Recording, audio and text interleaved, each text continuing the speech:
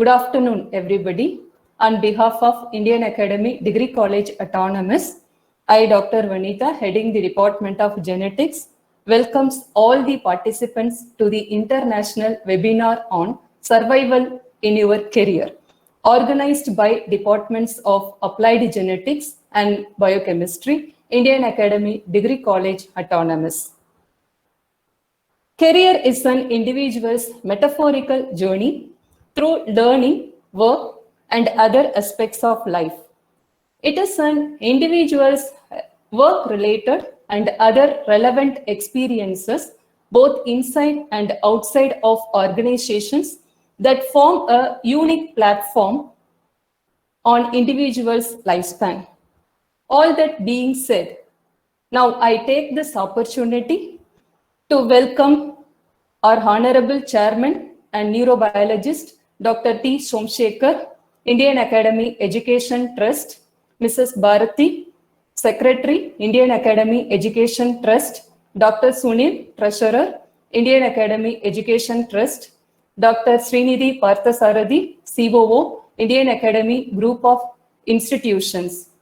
I extend my very warm welcome to our Honorable Principal, Dr. E. Jerome Javier, Indian Academy Degree College Autonomous, who is always a backbone for conducting such events. I welcome you, sir. I am glad to welcome Dr. Jubin Shah, today's resource person. He is currently working as a healthcare startup consultant, Heidelberg, Germany. I welcome all the participants, students, research scholars, faculty members of Indian Academy Degree College and other colleges, universities from India as well as abroad. Before introducing the resource person, I request our principal, Dr. E. Jerome Javier, to share a few words with us. Welcome, sir. Please deliver your talk. Good afternoon, Dr. Jubin, dear members of the faculties and participants. On behalf of Indian Academy Group of Institutions, I extend a very warm welcome, and I am glad the Department of Applied Genetics and Biochemistry of Indian Academy Degree College, with the consent from Dr. Jubin, who is all the way from Germany, has agreed to share with you his knowledge and experience, particularly in the field of science, as a career, as a scientist, during this pandemic period, which is very, very difficult for many people outside the educational sector. I strongly believe career is the expression of one's own self. We express our personality through our work. So if you want to know about a person, observe the type of work that he executes, the quality that he is able to show in his work, the kind of work culture the person has.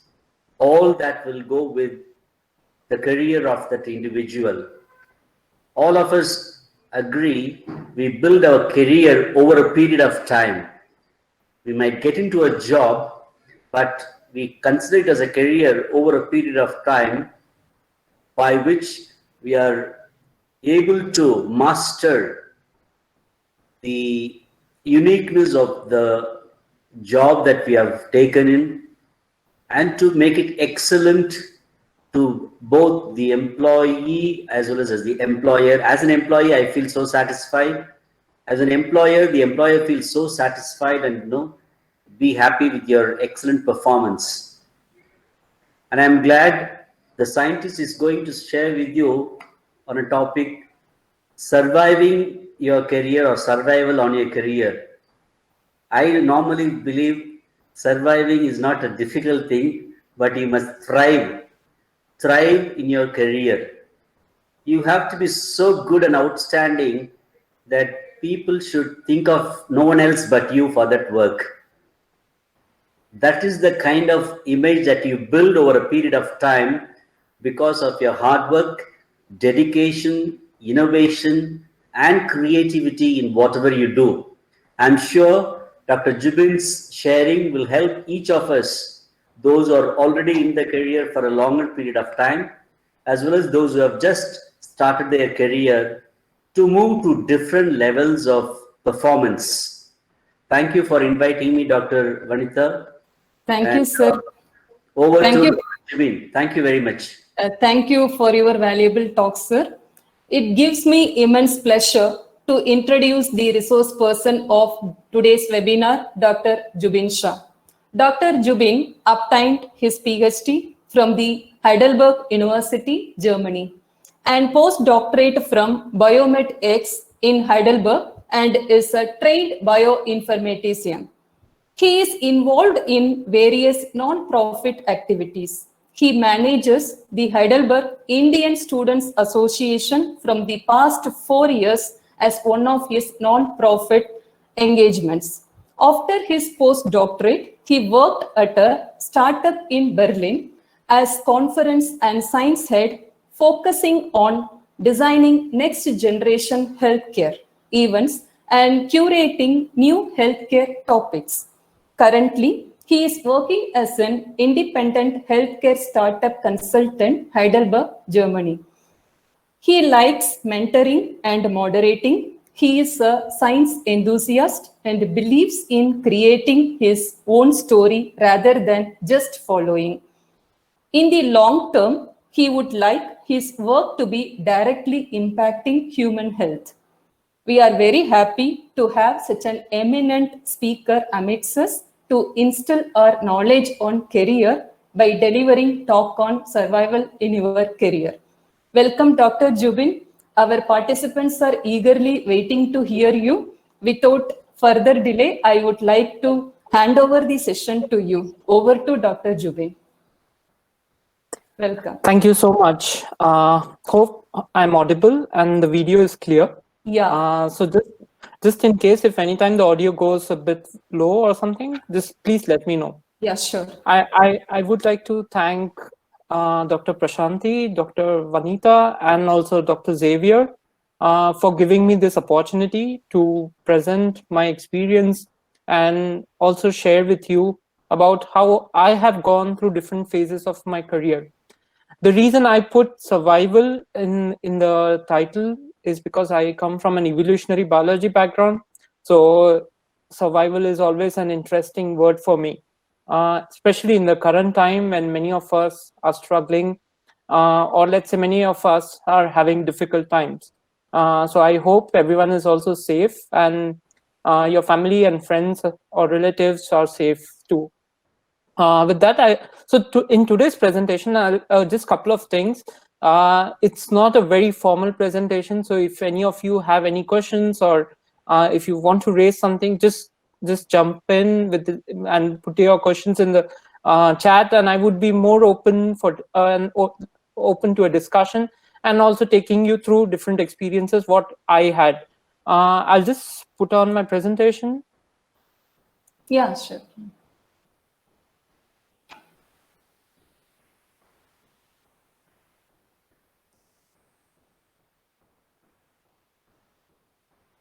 Yeah, so that's the title, Surviving Your Career. So I would put it more in the context where it's surviving my career, which I am sharing today, and the stage where I have reached. Possibly, this is not the best way, maybe for you to go to the next step, or I would say this might not help you directly. But even if one person gets benefited through my experience or through the information what I'm sharing today, I think it would be a great win or for the time and resources what we are utilizing today. With that, so there was a detailed introduction also mentioned for me before the talk started, and everything started probably after I joined my PhD. But I also had let's say a detailed or let's say a journey before I came for my PhD to Germany. So I would put it in the context where I finished my graduation in 2007. And what I would be doing, at least in this slide, is not giving you about what I, let's say, had an expertise either in biotechnology or bioinformatics, but I would be sharing some key experiences across each of these stages. So let's take, for example, I finished my graduation in 2007. It was bachelor's in biotechnology. And I can share one experience where in my first or second presentation, I didn't even have courage to give a live talk. And I was still like holding it for 5 minutes before I could speak and give my presentation. And today, let's say in 2020, I'm giving a public talk. So you can also understand how it has moved from across the years and how it has benefited going through these different experiences. Not everything has been easy. Some moments have been tough, but I think it's been a wonderful journey and quite enriching for me. And I believe this would also help me in future. So I cleared my graduation in 2007 from Mumbai University. I took a bit different route where underwent or I chose a diploma, a 1-year diploma in 2008. It was an autonomous program, but the reason why I chose it was it had a lot of practical exposure and a lot of hands-on training. And I think this was one of the turning points for me in my career, where I could understand what theories I read or I studied during my bachelor's. How do you really implement it? Also in this time, so this was a 1-year program, but I'll share you another experience during this time. So I worked at an ICMR lab in Mumbai at KEM Hospital. Maybe some of you might know, on the topic of cytogenetics, where I use techniques like FISH or, for example, karyotyping. So this training was initially supposed to be for 6 months maximum, and my program got over in 2000, let's say 2008 or so, and that's where I had to also start my master's program. So my thesis actually overlapped during my master's time, and only the reason why I had to balance it off, where I was doing my master's program, but I was also completing my thesis for my previous 1-year diploma program. And the only reason why I could get this waiver from, let's say, from the master's college, or even from my guide at the ICMR lab, was because she knew that I was genuinely interested to do the work, and I was very eager to learn. So I think the point what I'm trying to make here is that if you show eagerness and if you show interest or dedication, as also it was pointed out before by Dr. Xavier, that if you're determined, then I think people do realize and people do give you that flexibility to do things as per how you want. And this was also something, a very valuable experience, where my guide sometimes used to send me, so when I was writing my thesis, and if I had to print the whole thesis every time, and if there was even like few mistakes, grammatical errors, I had to reprint it. And that helped me to understand how do you write scientific articles, or let's say a thesis, how do you put science into words, and how do you write it professionally. So this was, let's say, going through the stage of diploma. Then I came to master's, which was bioinformatics, a 2 years program. One of the key experiences here was I never believed that I would go into a company. I always thought, okay, I'll do my master's, I'll join for my PhD, and I'll go directly into research. But I had an opportunity of an interview with a company in Bangalore. It's also a startup company for my internship, or let's say my thesis in the last year, and I got selected just with the first call. And it was again a turning point where I never thought that, okay, I would move into industry, but it sounded very interesting for me to work at a startup, and considering it was again related to bioinformatics or computational systems biology. Now, I spent like around 3.5 years at this company in Bangalore. It was again a very enriching experience, or I would say it was also tough initially, where I had to spend a lot of efforts in understanding how do you translate the basic bioinformatics into something called computational modeling or kinetic modeling. or how do you understand something called systems biology markup language. So these were the basics of it. And I also handled 2 to 3 projects under different teams. And within the scope, I started giving training to new interns. So yes, the core part of the job was definitely I contributed, but I also started contributing towards giving training to interns. Now, how this helped me was to refresh everything what I learned, also helped me to improve my communication skills, and many times to understand how a new intern or what their mindset is when they come into a company. So in addition to my work profile, I could contribute to different additional aspects to a company, and that helped me to grow within the company profile or within the hierarchy, and also get people's trust. I also contributed to, let's say, a lot of standardization process within the company, and this was something which did add value to my profile. Okay, not going too much in detail. I joined another company in Bangalore for 6 months, again focusing on computational systems biology, but a different profile. And the reason I moved to my PhD was I felt there was a basic lack of experience which I had, or a different perspective which you should have for a research, that you should always look for very in-depth understanding. You should know that how do you find that perfect pattern, or let's say have a deeper understanding of what you're doing. And that's the reason I started looking for a PhD, and that's where I landed up for my PhD in 2014 in Heidelberg, focusing on bioinformatics, evolutionary biology. But I didn't realize that I also had to do a lot of bench work that time for my PhD. And all the concepts which I had left back in 2008, as simple as like a PCR, I had to restart everything again. Initially, I did get hiccups, or let's say it also, I was a bit nervous to start again, coming directly from a bioinformatics field, contributing to a bench work. But I think that's where you need to realize that you need to give some time. You need to give efforts to relearn or understand why this is important or why you're doing, and not just leave it around that, okay, hey, this is not something important and I should just focus on some of my strengths. So I'll also share another experience for my PhD. So I completed the PhD in 2018. Generally, the average time here in Germany is 4 years, sometimes a bit longer, but most of them they finish in 4 years. Also an experience where my lab got closed during last year of my PhD. And I was the only student who was left that time who had to complete his graduation or the doctorate.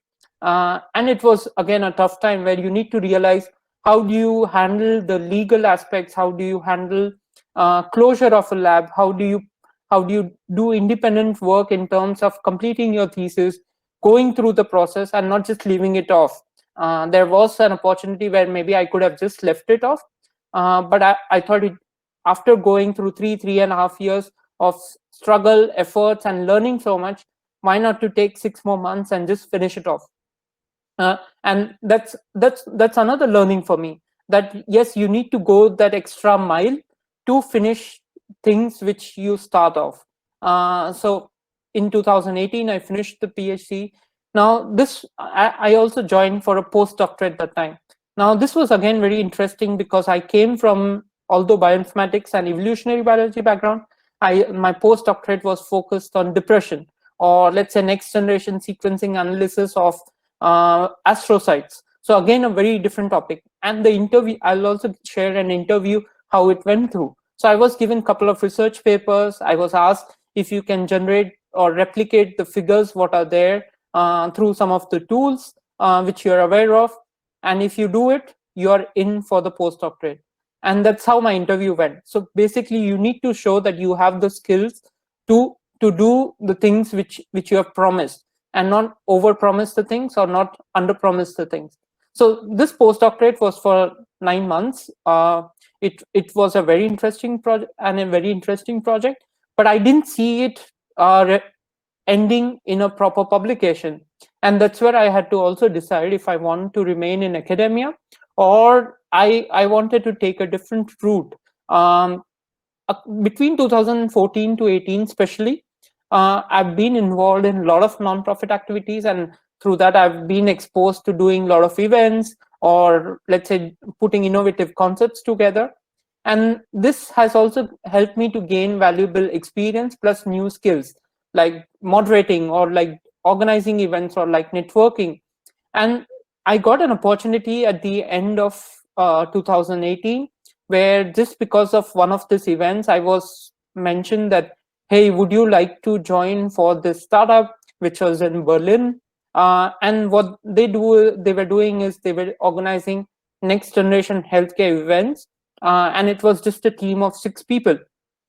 So my role there was to understand what new scientific topics are coming in, to curate that and find people who can talk about that, or who can really brainstorm on those concepts.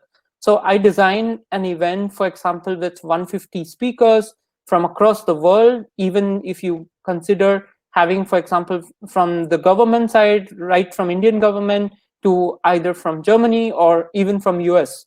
The additional projects, for example, I did was like we had our own book. So I had to review some of the articles which were coming in. And the reason I'm mentioning is that that's where my scientific expertise came in.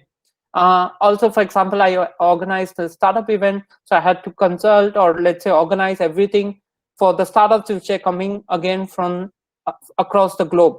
And only because of my scientific background, I was able to do this, or able to, let's say, have a basic understanding of what they were doing, and not just getting fooled around that people can just say something out of the bloom, and you believe it. So that's where my experience has helped me. Early this year, I think it's been tough for every one of us, and that's where I had to also move into my own independent consulting. So right now I'm also exploring, but I've also got into consulting healthcare startup. So I regularly consult startups between India and Germany, and officially also represent some of the programs between Indian and German government. Okay, so this have been some of my affiliations. I think there's nothing much to explain. For example, University of Mumbai, or KEM Hospital, or some of the companies in Bangalore, or the Heidelberg University, or Biomedex, or Expomed. Or for example, I still handle parts of the Heidelberg Indian Students Association, and I officially also am the ambassador for German Indian Startup Exchange Program. Yes, I was also officially the Young India ambassador for DRD. I'll also come to that point in the next few slides. Okay, now coming to the important part. I think the previous ones was just about the experiences. So I would say these were some of the skills which were there before. For example, I used to do used to perform lab techniques which focused on DNA and RNA. When I say DNA and RNA, it's not just, hey, it's something very small what you are able to do. But the point here is that you are really able to perform those techniques, produce results which can be scientifically published. I think that's where the importance comes in, about how well versed are you with all the techniques, or with the latest techniques coming in. My core path has been always bioinformatics, where with major part of my career, I focused on mathematical modeling, kinetic modeling using SPML, and also using R for the data analysis, where I focused on RNA sequencing data analysis, or for example, bisulfite sequencing data analysis, and also later on getting into single cell sequencing analysis. Scientific writing, so I've published now 3 theses plus 3 papers. So that's where my scientific writing comes in, and it has also helped me even beyond my academic role, or let's say beyond my experience in academia, that I can still write some of the scientific articles. Scientific communication. So for example, during my PhD, I used to go to schools in some of the local regions of Heidelberg, but I used to explain my PhD project to school kids. And just an interesting experience there, where even if the kids, they did not understand English language properly, because it's a typical German class, still using some of the methods, you're able to translate about what you're doing in PhD to them and make them understand.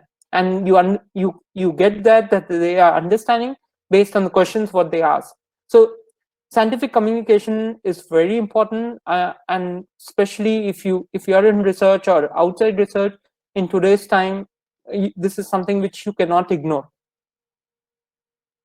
Okay, so what's my current status? As I mentioned, I've slowly transited from being into academia to getting into startups or events, and now getting into something of my own, where I'm also consulting healthcare startups.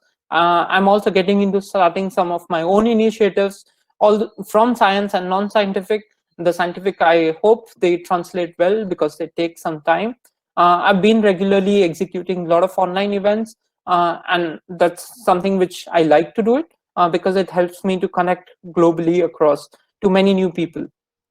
Okay, so what are my skills now? So this is also the transition which you'll see, and this is one of the point which I want to highlight. So now what I do in most of my times is, let's say I try to negotiate. Negotiation is a very important process on different aspects. Let's say on a technical aspect of something what a startup has developed, or let's say having a market access, or let's say have introductions between different companies. So you need to negotiate a lot of those things, that okay, what's the perfect from both sides. So that's also an important skill, and many of the, or most of the time, I also spend behind doing this stuff. Facilitation, so I do a lot of facilitation, for example, right from having facilitating students to facilitating even people from the government. And this helps me to have a very broad knowledge and in different fields. Although I would say if you're in research, or if you want to remain in research, you need to have a very core focus. But if you're moving out of the research and getting into something like consulting, having a very broad knowledge or things which are happening is important to do a lot of facilitation. I also do sales. Now, I'll give you an example. So, for example, in my last job, we partnered with many pharma companies. So that time we had to build concepts which fit for individual pharma companies. So that's where I had to build a concept, I had to write a proposal, and I had to see how it fits the concept or the vision of the pharma company. And that's how I could facilitate a sale. And this is why, again, the scientific knowledge has helped me. Mentoring, so I do mentor quite some students, or I am also getting into mentoring some startups. That how do you approach business models, or for example, how do you approach new markets or scale up, and or even approaching investors. Finally, one of the important point is translation of innovation to layman. In today's time, I think even if you are brilliant, or if you have, let's say, some very advanced knowledge of a technique, even from a company or from academia, it's very important that you can explain science or innovation to layman. I think we all have seen, especially in the COVID time, that many of the scientists, they have come up, they have started talking to people, and they are able to use techniques or knowledge where they're putting simple words so that layman or the regular public understand. It's a very important skill, and I would highly recommend that how you're able to put things together. Okay, so why science is still important, at least that's what I think. Understanding what people are doing, people cannot fool you. People cannot just take you by that, okay, they're presenting some new concepts, but you need to have an understanding that if it's really soundproof about what they're talking and what they're delivering, to identify relevance. So I'll again give you another example.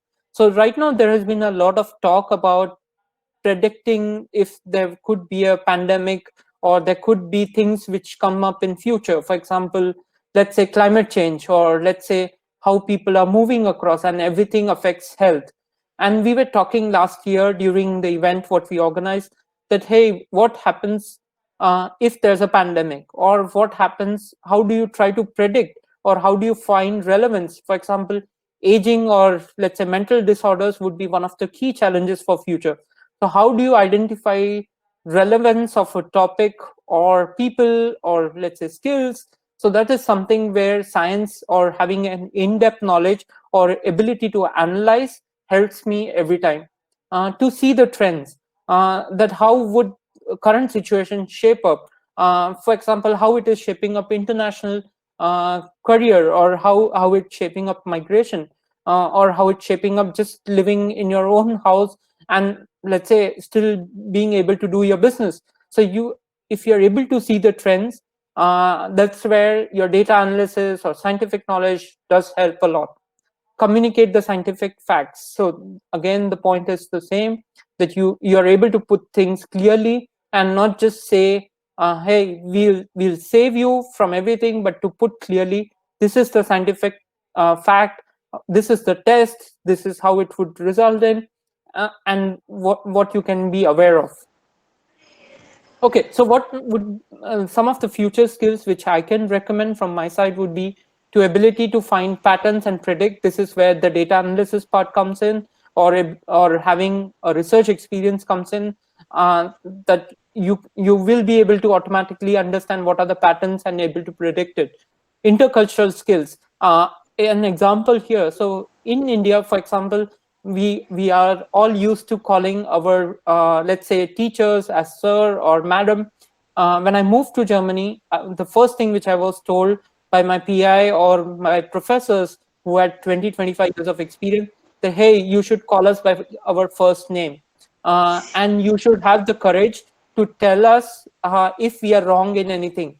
So I've come across stages where in my presentation, if I was criticized by some of the professors and they were not correct, I stood up and I could clearly tell them that, hey, this is not something which you should be telling me, that this is not correct based on the scientific evidence again. So these are some of the intercultural skills. If you can understand or experience them, it's not necessary always to travel across globally to get those skills. Even if you travel in India, or if you have working experience with different people, it helps you. Agile working styles. What I mean by agile, I think now most of us have seen that how do you work remotely, how do you study remotely, how do you connect remotely and still able to perform. So that's what is my point, that ability to be flexible, to adapt, helps you to get into this agile working style. And the people who are able to do that, I think they would go ahead, way ahead in the future. And people who are very adamant, or people who are fixed with going to the office or doing things very in a similar way, I think they would have a tough time. Language skills. So in general, having different language skills in spoken, having an international language is very important. It makes you very relevant in the current time. And the other would be the programming languages. I think if you can learn more programming languages, that's the time we are living in, and it would help you to move across in your career. Again, the point of translation of innovation to layman: don't talk big, be able to simplify your scientific facts that everyone can understand. Finally, basic communication. I think this is one of the very neglected skill in the current time. The point is able to understand what the other person is requiring from you, and then putting it, even a simple email, you need to focus a lot. So for example, in Germany, I'll give you an example on that. So let's say when you reach out to a professor or a doctor in Germany, you always address them by their last name. And if it's a doctor, you always put a doctor. If it's a professor, doctor, you put a professor, doctor, last name. So if you're not able to understand that in an email, if some of you are trying to apply for, let's say in the future, to German professors, just by saying dear sir or dear madam, this is not how it works here. People do focus even on such basic things, and people get rejected just because of neglecting such important points. So do your homework and focus on basic communication and get it right. Okay, what I think as my personal future, I would be very glad if I could make it to, let's say, policy making. This is one of my dreams, that I can contribute significantly in using my scientific experience to understanding how do you make policies for future, and how do you impact a lot of population or let's say, a lot of in general common public. Moderations, I'm already doing that, but this is also something which I like, so I would like to continue doing more non-profit work. I think this is something which many people neglect, or they think that it's not important. If I can tell you, at least if you come to Germany or let's say Switzerland, this is one of the very important point what even from academia or corporates or at the government level people recognize. And additionally, even apart from recognition, I think it gives you a satisfaction and gives you new skills, and that's something which is very important for, I think, most students. Personally, I also like mentoring. I especially I would love to handle something on the mental health conditions. I would love to contribute a bit more. I've always tried keeping interest over money. So let's say I've gone into startups just because they were interesting, or moved over jobs, and this is something which I would love to follow also in future. Something which I do not know. I think people have a lot of plans, especially when you, let's say, are in a country like Germany. People have like plan for the whole life, many of them. But I personally do not have. I think it's important to remain curious, be open to what is available, and always see what's your strength and weakness. Okay, so also it was mentioned that many of you might be planning your higher education, let's say in Europe, and how do you approach that? So I took at least around 1.5 year to understand how do you write an application, how do you approach an application, and with every application I improved. I could understand based on the feedback sometimes, or based on the interviews which I was giving. So I tried to do a self-learning, but in the today's time, I don't think so you will get so much time to get it right. So you need to do a lot of preparation before you jump into, let's say, applying. So try to get your basics right, even writing an email or CV or cover letter. Understand what is required in by the university or by the professor whom you're writing. Take up internships or jobs with practical experience.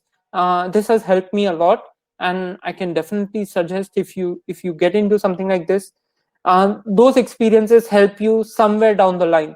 So it might not look relevant at the same moment, but I can assure you that those would benefit you in the long run. Attend seminars, talk to alumni or researchers from universities across. Many a times I've also seen students, they're a bit reluctant to reach out to alumni or researchers and just have a chat with them. It's not always that you want something from them. Try to understand their experiences. It will help you to understand, are you really ready for it, or if it's something right for you, and what's something which you can take away from them. Explore publishing options in form of research publication, white papers, or posters. So I'll tell you again an example here. So let's say in my first job in Bangalore, we were not allowed to do a scientific publication because we came as a fresher, but we participate in something called a DREAM challenge. It's a globally accepted systems biology challenge, where you submit concepts. So that's where me, along with a teammate, we published a concept note for the company. So it was a different form of publication, but still a relevant publication. So these are some of the documents, or let's say the ways in which you can navigate, and those things do help in being in academia or outside academia. And even though you are a bachelor's or master's, I'm definitely sure that you can contribute in different ways. Plan your studies or research. Take 2 years timeline to understand what's happening. Consider the situation which you are in right now. Understand the pros and cons. It's not always just going to Europe that it's fancy, that everything is nice, hey, it looks beautiful, but you need to also understand the challenges which come with it. So for example, language, the culture is quite different, and I see students struggling a lot with that. But this is something which you need to consider. Working style. So for example, in Germany, if you come to Germany, no one generally, or let's say less people work after 6. So you need to have a work-life balance. People prefer here that you do not reach out to them over weekends. This is something which comes with the experience, and you also need to understand it's a different working style. job scenarios in the current time, how relevant what you're doing with the job scenarios. So you need to read papers, read articles on that, or talk to people. A personal situation of living away from families in all conditions. I know many students who came late last year, and they got stuck because of the virus situation, and they were struggling because they could not just find it acceptable that, hey, we are alone, and we cannot do anything about it, and they wanted to reach out to their families in all conditions, but the situation demands that you need to stay here, and that's the truth. So you need to consider all those pros and cons. Always consider time, money, and resources, what you're using versus what experience you are gaining, future plans, and the final career goals. So another example here. So I was offered a PhD from Imperial College in London, where I was supposed, I mean, they asked me, it was a project sponsored by Johnson and Johnson, and they asked me that, hey, the company just sponsors the fee which is there for an European Union student, but for doing a PhD in UK, you have to pay. And I found it really absurd that even if you're doing research and you're contributing so much, you have to pay a fee like 17,000 pounds, although it was with an college like Imperial. So you need to understand, would you consider that, or would you go for an option like, for example, I chose Heidelberg University, where I got the stipendium, or I also got paid for that, and I think it went well. So you need to consider all those points when you build up your plans. Okay, so what are some of the platforms? I'm pretty sure many of you are knowledgeable about how about what where you can reach out to gain more information, but these are some of the links which I wanted to highlight. For example, Erasmus, they have a lot of programs. DRD, especially for Germany, it's a free initiative from the German government, and this is something very significant. What information they give. You can also access some, for example, EMBL or EMBO. They give out a lot of opportunities for PhD, and they do a very quality work. So you can always access those websites and check what they're doing. One more, for example, you can use these links to understand what's happening in research or to find funding programs. For example, the last one, this link is from a graduate academy from Heidelberg. So they regularly publish the PhD openings in Heidelberg University, and also the professors, or let's say supervisors, who are behind that, and you can reach out to them. Okay, so what are alternative career options? I'm sure many of you might not just be interested in doing just research for the whole life, or might be interested to change your track after a few years. These are some of the options which I can suggest. For example, being a scientific or a grant officer or a communication officer. Most of the universities or even pharma companies or big corporates, they require people who are from PhD or with postdoctorate experience or science experience and are able to do these jobs. So those are one of the key positions and one of the very, I would say, nice alternative career options. Being a policy researcher, it's tough to get into policy making without having a proper career through policy making, but still coming from a science field, I think you can still contribute somewhere down the line and be a policy researcher. Being innovation facilitator or an accelerator manager. So this is, for example, some of the, it overlaps with the roles what I do, where I facilitate a lot of innovation, or especially with startups. I support a lot of startups, which is with connecting them to accelerators. Consulting tech companies, they need people with deep expertise. Being an intercultural expert with a scientific background is one of the, I would say, neglected career option, but it's one of the very demanding position in the current time, especially globally. Innovate for impact or non-profit. So for example, if you look at, especially coming from a healthcare background, so if you look at any pharma company, especially in Europe, they always have a non-profit foundation, and they have people who are into innovation there, or even they contribute or they fund a lot of projects which are for innovation. And that's where your scientific career or scientific background helps you a lot. Okay, some of the biggest learnings which have come from my side. Take calculated risk. Sometimes it works, and many a times it does not work, but you need to do some calculation. Find your own space and make your own story. Just do not follow what others are doing. Try to see where you fit in with your interest. One of the important point is people overdo things. So it's also, especially in the current time, it's important that you do not burn out. You do not have a condition where you're not able to figure out how to go ahead, or at least have a health condition because of that. So it's important to take care. Interest wins over money. I think if you are passionate about something, in the long run, it would definitely help you. Okay, what are strategies and tips which I can recommend? I'll quickly go through it. Understand your strengths and weakness. Go through some of the workshops. It will help you to understand where you can contribute or what you can take ahead, and what are weaknesses which you can also work on. Keep looking to add new skills. Do not neglect that. Maybe not necessarily the best vaccine works for you. An example, like I left the data science field right now, where most of the people now are entering or are in the data science field, and it's one of the best paid jobs. But this is something which I do not want to continue in future, but that's how it is. And you need to understand that. Do not underestimate the importance of non-profit work and what it can give you back.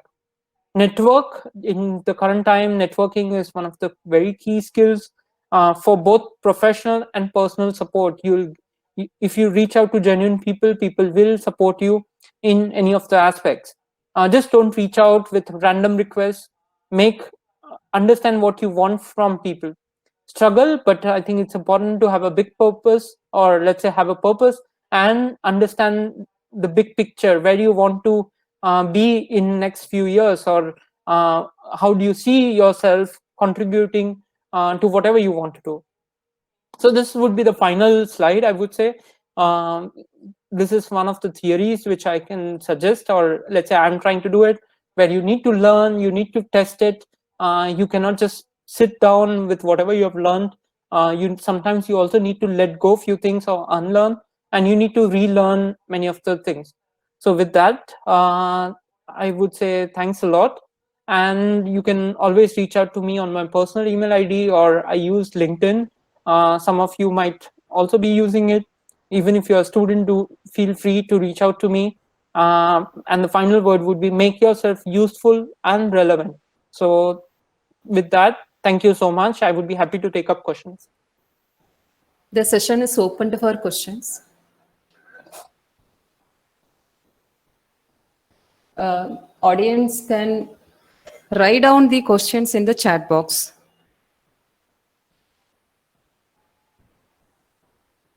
Or you can unmute and ask question directly.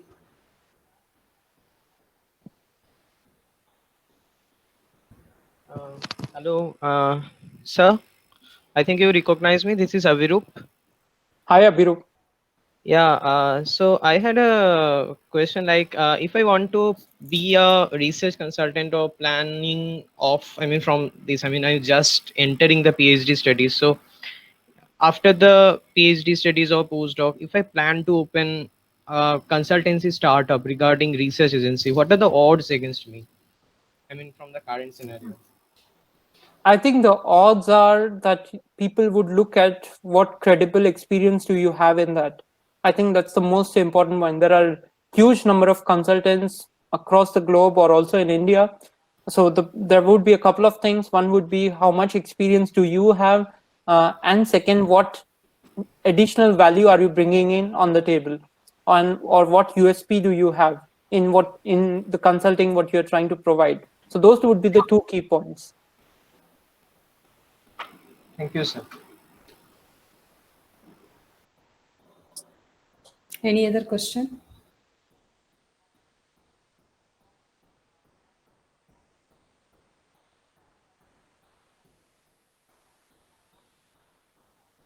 Participants, do you have any other question? Vanessa, I have a question. Yeah. Okay. You can put forth.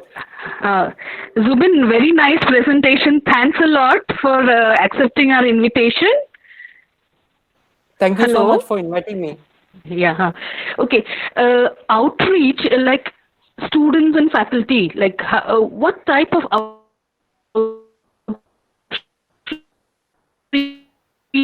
Dr. Prashanti, your voice is breaking. Your voice is breaking. Yeah. will be so? Correct your mic, please. I was interested in what type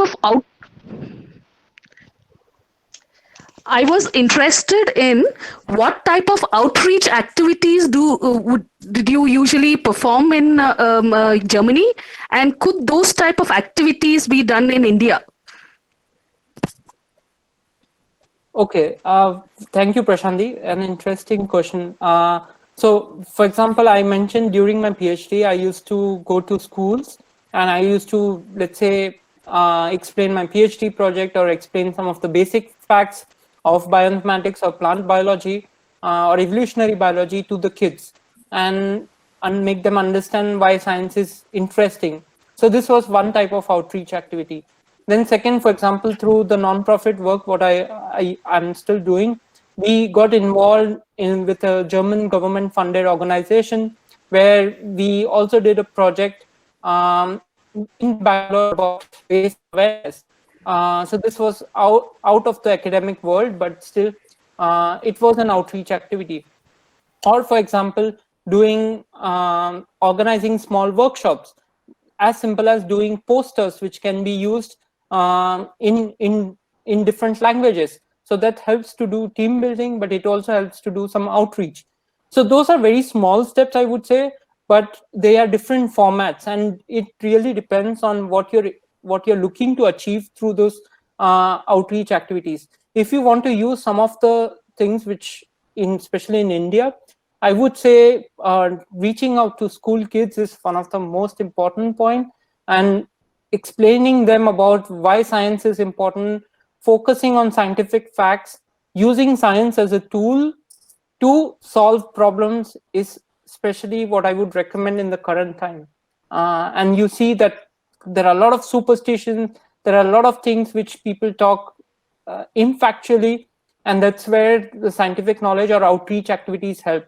So maybe doing some school sessions or doing online webinars or writing blogs or poster sessions. I think those are the on top of my head which I can recommend right away. Good afternoon, sir.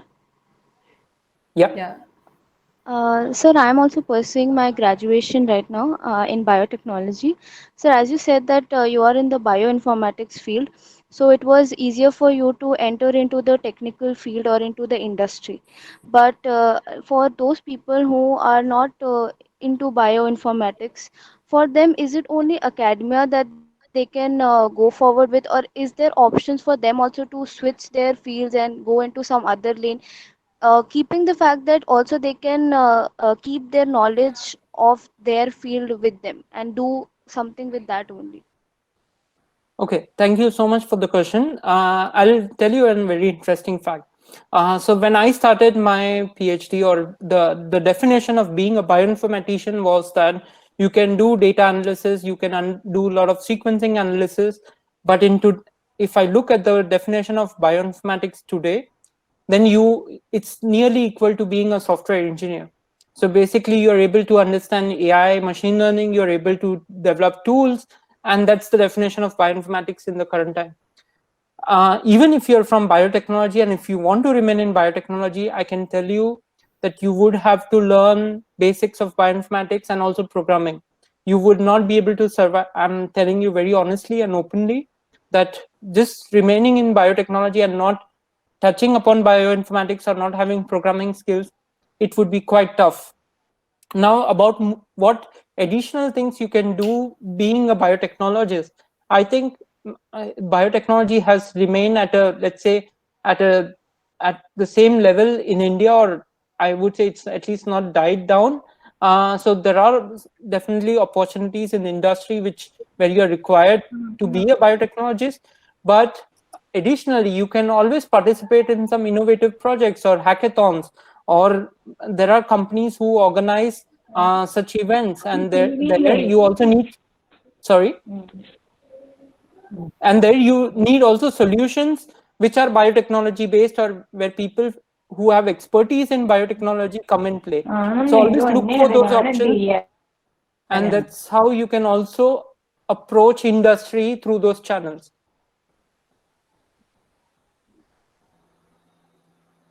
Hopefully that answers your question. Thank you, sir. Any more questions?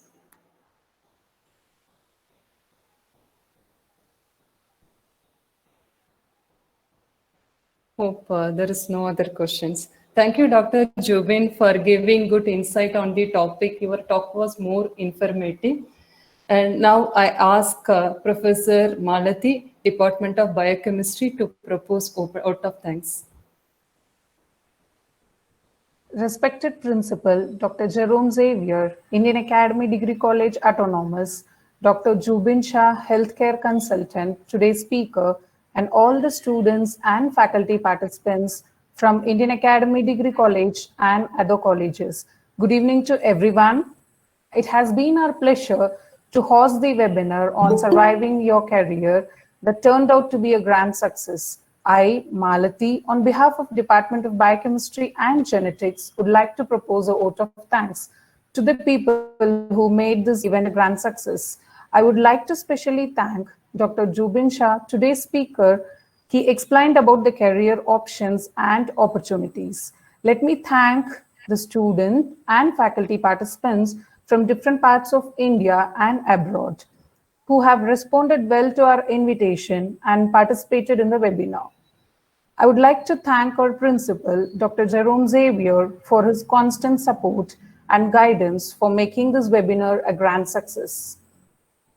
The assistance rendered by the management of Indian Academy Degree College Autonomous is appreciated. An event like this cannot happen overnight. It requires a lot of planning. We have been fortunate to have a team of motivated and dedicated faculty of Department of Biochemistry and Genetics. I would like to thank all the faculty members of both the departments who have worked tirelessly to make this webinar a grand success. A special thanks to Mr. Chandan, head of the system admin team, for his sincere efforts helping us in arranging the webinar. I would like to thank our COO, Dr. Srinidhi K. Parthasarathy. I would also like to thank Mrs. T. Bharti, Secretary of Indian Academy Educational Trust, who's the epitome of support to our institution. And I would like to finally thank our Honorable Chairman, Dr. T. Somshekhar, an expert scientist and a wise administrator, who has been constantly motivating each and every one of us to help us achieve our goals in science. Respected guest students and faculty participants, we thank you all for being with us for the webinar. Thank you all very much.